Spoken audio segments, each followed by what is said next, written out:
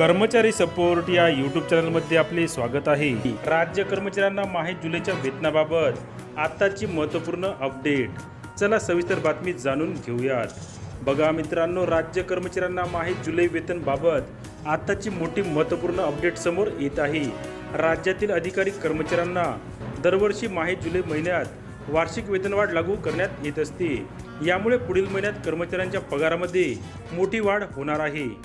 राज्यातील कर्मचाऱ्यांना माहे जुलैमध्ये वार्षिक वेतनवाढ लागू केली जात असते, परंतु ही वार्षिक वेतनवाढ लागू करताना काही नियमांचे पालन करणे आवश्यक आहे। यामध्ये एखादा कर्मचारी मागील वर्षाच्या दिनांक 1 जुलैपासून ते चालू वर्षाच्या दिनांक 30 जून पर्यंतच्या कालावधीत एकूण 6 महिने अथवा त्यापेक्षा कमी काळासाठी वैद्यकीय प्रमाणपत्राशिवाय असाधारण रजेवर असल्यास अशा अधिकारी कर्मचाऱ्यास लागू वर्षाकरिताची दिनांक 1 जुलैची वार्षिक वेतनवाढ ही अनुज्ञेय असते।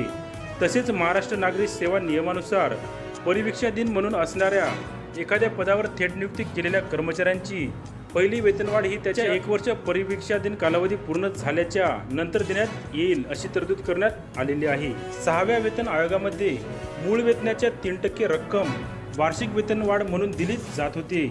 त्याचप्रमाणे 7 वेतन आयोगामध्ये सुद्धा 3% वार्षिक वेतनवाढ दिली जाते।